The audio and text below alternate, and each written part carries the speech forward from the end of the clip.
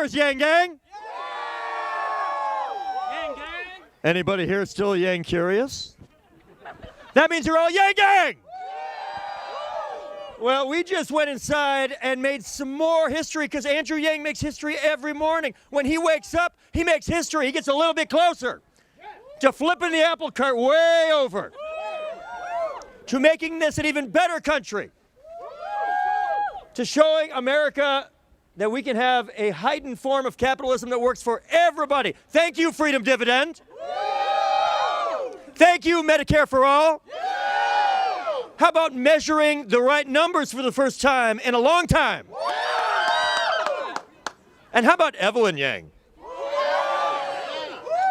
All right, we're winning as a country if Evelyn Yang is the First Lady of the United States of America. We're already winning.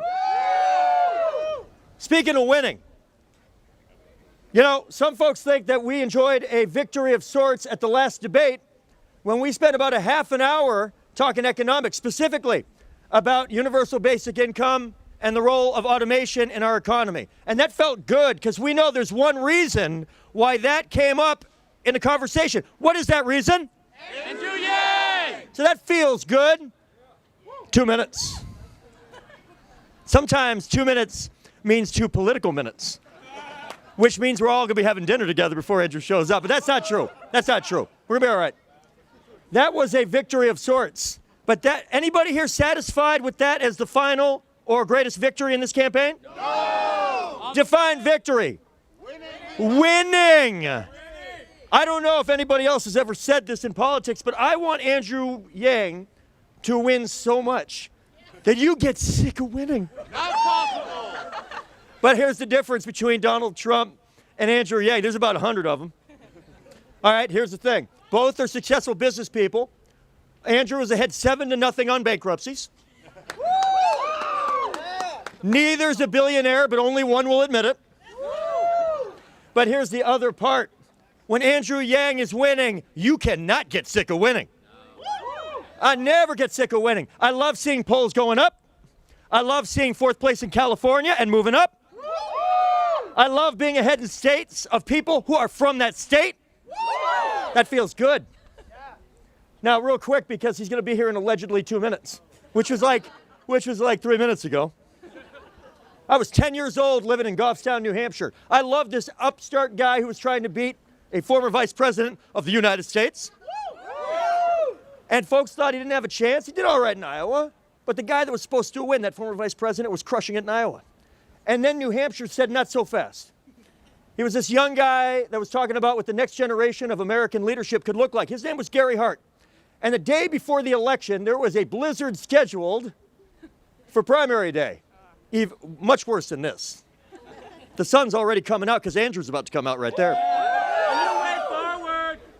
I held a sign on primary day. It was a blizzard, so it ended up being a snow day for this 4th grader. And it said, you got to have heart, H-A-R-T, get it?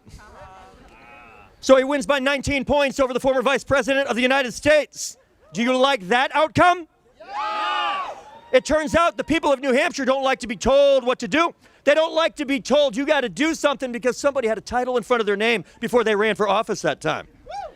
At a time we need change, change is coming. How soon? Right there. Ladies and gentlemen, the next president of the United States of America, he is literally running to you. Give it up for Andrew Yang. Hello, New Hampshire.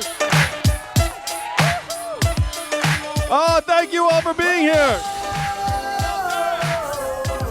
It's been a long time coming, but we're here now, and we are going to shock the world in February. Am I right? Yeah! Oh, Yang Gang, I got to say, seeing you all lining the halls of the State House and then all the cameras and the reporters, it really did take me back to my first trip here to New Hampshire, which was April of 2018. And I gotta say, the crowd did not look like this. There was no ace gubernatorial candidate Steve Marchand introducing me. There were no math hats or signs. We actually hadn't even come up with those yet. Instead, it was just a New Hampshire cafe and a crowd, and I use crowd very loosely. Let's say a small gathering of New Hampshire voters, some of whom were not there for me, honestly. They were just there to get coffee. But reflecting on that visit and seeing the growth of this campaign here in New Hampshire and around the country since then, it has been an incredible 20 months.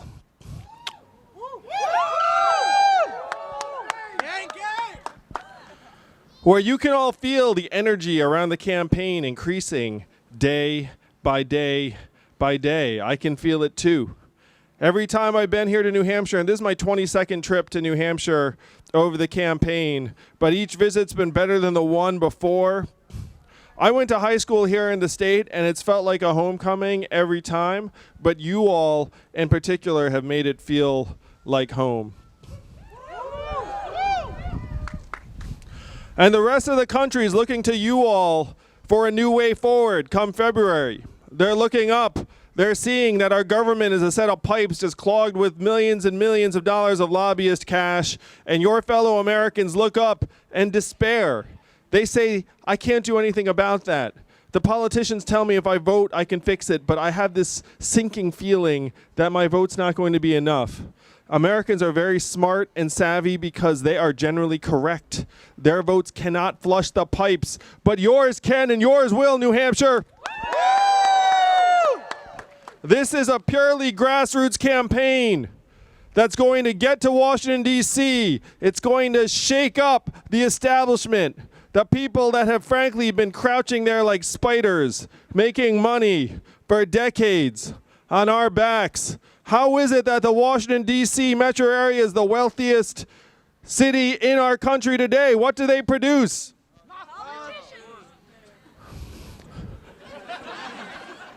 That's an abstract question. I'm not even sure what they produce. But I do know a lot of people there getting awfully rich by attaching themselves to the pipes of our government that is meant to serve us. And to me, in America today, everything follows the almighty dollar. One of the most dramatic ways we can make the 21st century economy work for us is by putting some more of those dollars in our hands. Because we know best how to improve our own lives. We know best how to solve our own problems. It's not going to be a government bureaucracy in a conference room saying, oh, this is going to work for you. That's going to make the biggest impact in our lives. It's just going to be the freedom, the liberty to be able to go and make our own decisions as a participant in the 21st century economy, this winner-take-all economy that's leaving more and more of us behind. Now, you all know I'm not a career politician. I've actually got a moderately low interest in politics. That's true. For a presidential candidate, I'm like, wow, this stuff's really not that cool. I mean, this stuff is cool. The people are amazing.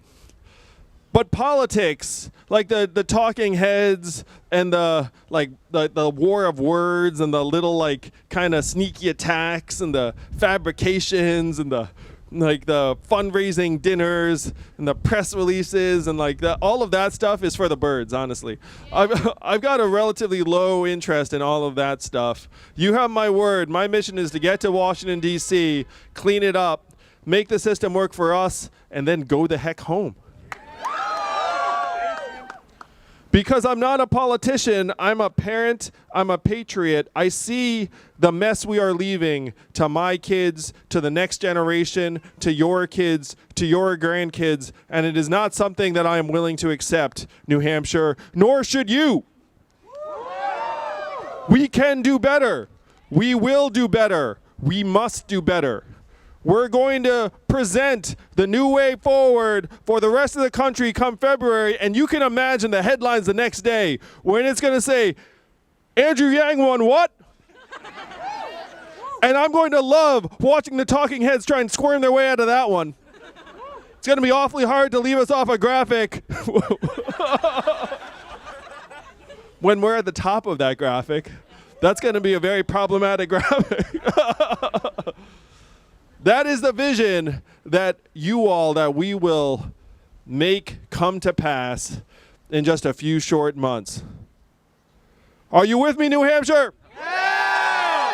Let's make history, let's shock the world, and let's give the entire country a new way forward in 2020. We will see you soon. All the way! All the way! All the way! All the way! All the way! Yes. All the way! All the way! All the way! Thank you, New Hampshire. All the way! All the way! I love you all. Thank you so much for coming out today. If anyone wants a selfie or something that I can do, or we can sign something, I would love to do it, because you all are part of the movement that's going to change the course of history, and your country loves you, your country values you, and I love and appreciate you. Thank you all so much.